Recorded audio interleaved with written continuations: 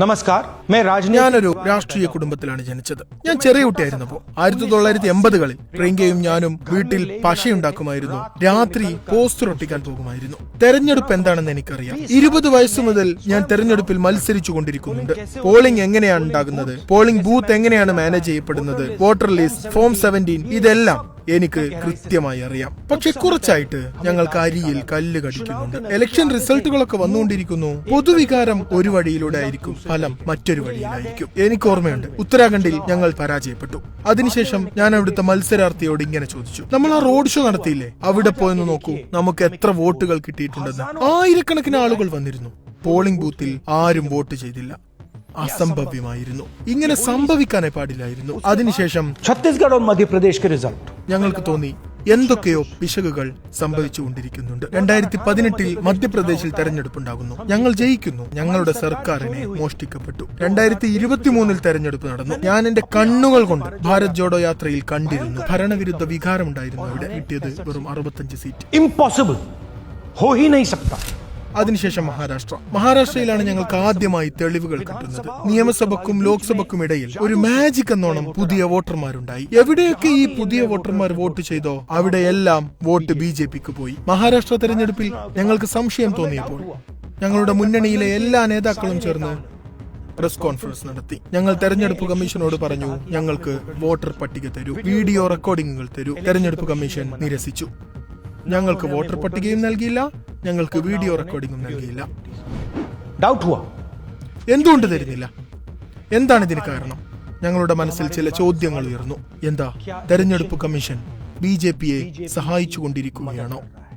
എന്താ തെരഞ്ഞെടുപ്പ് കമ്മീഷൻ തന്നെ തെരഞ്ഞെടുപ്പിനെ അട്ടിമറിക്കുകയാണോ? അതിനുശേഷം ഞങ്ങളൊരു ടീമിനെ ഉണ്ടാക്കി. ഞങ്ങൾ അവരോട് പറഞ്ഞു, നിങ്ങൾ ചെന്ന് ഓരോ മണ്ഡലങ്ങളും ചെന്ന് പരിശോധിച്ചു നോക്കൂ, സത്യം കണ്ടെത്തൂ. എങ്ങനെയാണ് ഇവർ നമ്മളെ ചതിച്ചുകൊണ്ടിരിക്കുന്നത്? എങ്ങനെയാണ് ഈ പണികൾ മുഴുവൻ നടന്നുകൊണ്ടിരിക്കുന്നത്? ആരൊക്കെയാണ് ഈ പണികൾ എടുത്തുകൊണ്ടിരിക്കുന്നത്? ഏറ്റവും പ്രധാനപ്പെട്ട പ്രശ്നം എന്താണെന്ന് വെച്ചാൽ, തെരഞ്ഞെടുപ്പ് കമ്മീഷൻ ഡിജിറ്റൽ ഡാറ്റ നൽകുന്നേയില്ല, ഫിസിക്കൽ ഡാറ്റയാണ് നൽകുന്നത്. എന്ന് വെച്ചാൽ ലക്ഷക്കണക്കിന് കടലാസുകളിൽ അവർ വോട്ടർ പട്ടിക നൽകും. ഡിജിറ്റൽ വോട്ടർ പട്ടിക ആർക്കും ഒരിക്കലും കൊടുക്കുന്നില്ല. കാരണം എന്താന്ന് വെച്ചാൽ, അഥവാ ഡിജിറ്റൽ ഡാറ്റ നൽകിയാൽ തെരഞ്ഞെടുപ്പ് കമ്മീഷന്റെ സത്യാവസ്ഥ ഈ രാജ്യത്തിന് മനസ്സിലാകും. ഞങ്ങൾ ആ ടീമിനോട് പറഞ്ഞു, അവർക്ക് നിർദ്ദേശം നൽകി, നിങ്ങൾ ചെന്ന് പരിശോധിക്കൂ, നിങ്ങൾ ചെന്ന് 5-7 സീറ്റുകളിൽ ചെന്ന് അന്വേഷിക്കൂ, വിവരം നൽകൂ, അവിടെയൊക്കെ ചതി നടന്നിട്ടുണ്ടോ, അതെങ്ങനെയാണ് സംഭവിച്ചത്. ഞങ്ങളുടെ ടീം ഉടനടി മറുപടി നൽകി, 5-7 സീറ്റുകളിൽ ഈ പരിശോധന സാധിക്കില്ല.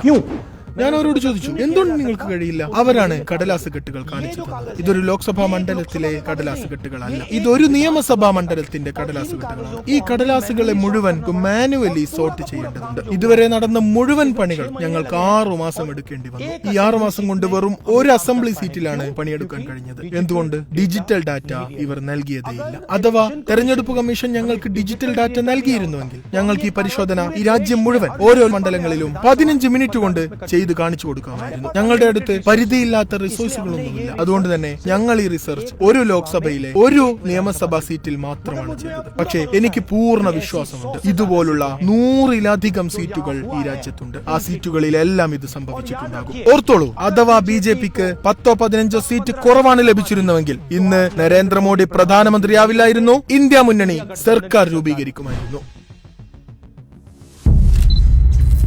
ഞങ്ങളുടെ അന്വേഷണത്തിൽ 5 തരം അട്ടിമറിയാണ് കണ്ടെത്തിയത്. ഡ്യൂപ്ലിക്കേറ്റ് വോട്ടർ, അതിനർത്ഥം ഒരു വോട്ടറുടെ പേര് വോട്ടർ ലിസ്റ്റിൽ അനേകം സ്ഥലത്ത് വന്നിരിക്കുന്നു. ഫേക്ക് അഡ്രസ്, അതിനർത്ഥം അഡ്രസ് തന്നെയില്ല, അതല്ലെങ്കിൽ അഡ്രസ് നമ്പർ 0.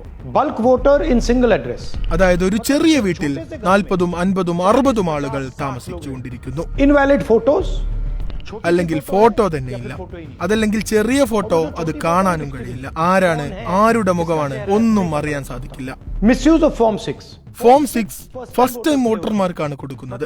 അതിനർത്ഥം വയസ്സ് 18 അല്ലെങ്കിൽ 20 ഒക്കെ ആയ ആളുകൾ. പക്ഷേ വോട്ടർ പട്ടികയിൽ 90 വയസ്സുള്ളവരും ഫോം 6 ഉപയോഗിച്ചുകൊണ്ടിരിക്കുന്നു. തെരഞ്ഞെടുപ്പിൽ 6,50,000 വോട്ടർമാരുണ്ടായിരുന്നു. അതിൽ 1,00,000 പേരും വോട്ട് മോഷ്ടിക്കുന്നവരാണ്. ഞാൻ നിങ്ങൾക്ക് 5 ഉദാഹരണം നൽകുന്നു. ഇത് നോക്കൂ, ഗുർകിരത് സിംഗ് താങ്, ഇയാളുടെ പേര് 4 വ്യത്യസ്ത ബൂത്തുകളിൽ വന്നിട്ടുണ്ട്.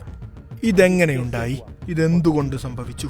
മറ്റൊരു ഉദാഹരണം കൂടി നോക്കൂ. വിശാൽ സിംഗ്, വാരാണസിയിലെ വോട്ടർ പട്ടികയിലും ഇയാളുടെ പേരുണ്ട്. ബംഗളൂരുവിൽ 2 തവണയും വോട്ടർ പട്ടികയിൽ പേര് വന്നിരിക്കുന്നു.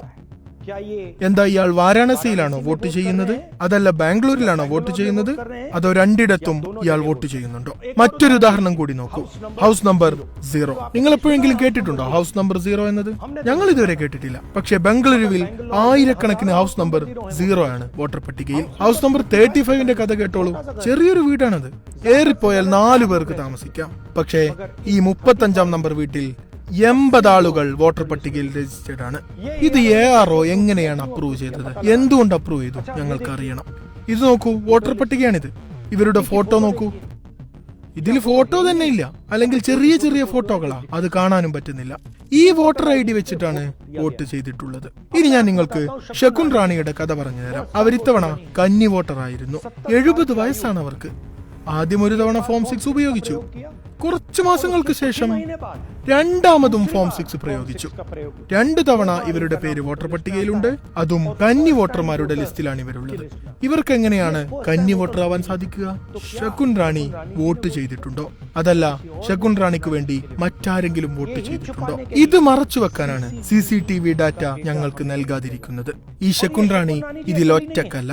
ഇങ്ങനെയുള്ള ആയിരക്കണക്കിന് മനുഷ്യരുണ്ട്. ഇവർ ഫോം 6 ഉപയോഗിച്ച് 2ഉം 3ഉം തവണ വോട്ടർ പട്ടികയിൽ പേരിട്ടിരിക്കുന്നു. ഞങ്ങൾ ആദ്യം തെരഞ്ഞെടുപ്പ് കമ്മീഷനിൽ നിന്ന് ഇലക്ട്രോണിക് വോട്ടർ ലിസ്റ്റ് ആവശ്യപ്പെട്ടിരുന്നു.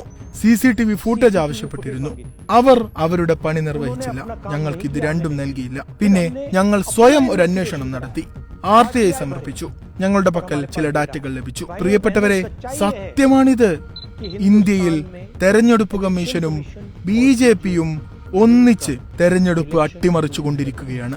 ഇതിന്റെ സമ്പൂർണ്ണ തെളിവുകൾ വെള്ളയും കറുപ്പും വേർതിരിച്ച് ഞങ്ങൾ നിങ്ങൾക്ക് നൽകിയിരിക്കുകയാണ്. ഇലക്ഷൻ കമ്മീഷൻ അറിയാം അവരുടെ തട്ടിപ്പ് ഞങ്ങൾ കണ്ടുപിടിച്ചിരിക്കുന്നുവെന്ന്. ഇതുകൊണ്ടാണ് SIR വന്നത്. ഈ SIRഉം മറ്റൊരു വ്യവസ്ഥാപിത തട്ടിപ്പാണ്. തെരഞ്ഞെടുപ്പ് കമ്മീഷൻ ഓപ്പണായി ഒരു ഭയവുമില്ലാതെ BJPയോട് കൂടെ ചേർന്ന് അട്ടിമറിച്ചു കൊണ്ടിരിക്കുകയാണ്. ഈ SIR ഉണ്ടല്ലോ, അതിന്റെ ലക്ഷ്യം പാവപ്പെട്ടവരുടെ അവകാശം, അവരുടെ വോട്ട് നഷ്ടപ്പെടുത്തലാണ്. ഞാൻ മറ്റൊരു കാര്യം കൂടി നിങ്ങളോട് പറയാൻ ആഗ്രഹിക്കുന്നു. ഈ അന്വേഷണത്തിലുടനീളം ഞങ്ങൾ വോട്ടർമാരെ കൂട്ടിച്ചേർത്തതും കൂടി നോക്കി. പക്ഷേ എത്രത്തോളം കൂട്ടിച്ചേർക്കൽ സംഭവിച്ചിട്ടുണ്ടോ അതിലേറെ ഡിലീഷനാണ് സംഭവിച്ചുകൊണ്ടിരിക്കുന്നത്. പേര് വെട്ടലാണ് സംഭവിച്ചിട്ടുള്ളത്. ഇത് വെറും ഞങ്ങൾ കണ്ടെത്തിയ ഒരു പ്രധാന വഴി മാത്രമാണ്. മറ്റൊരു വഴി ഞങ്ങൾ ഇതുവരെ അന്വേഷിച്ചിട്ട് പോലുമില്ല. ഞാൻ തെരഞ്ഞെടുപ്പ് കമ്മീഷനോടും തെരഞ്ഞെടുപ്പ് ഉദ്യോഗസ്ഥരോടും കൃത്യമായി പറയുകയാണ്, നിങ്ങളിപ്പോൾ ചെയ്യുന്നത് തെറ്റാണ് ചെയ്യുന്നത്. രാജ്യദ്രോഹമാണ്, രാജ്യത്തിനെതിരാണ്. ഇത് നിങ്ങൾ മറക്കരുത്.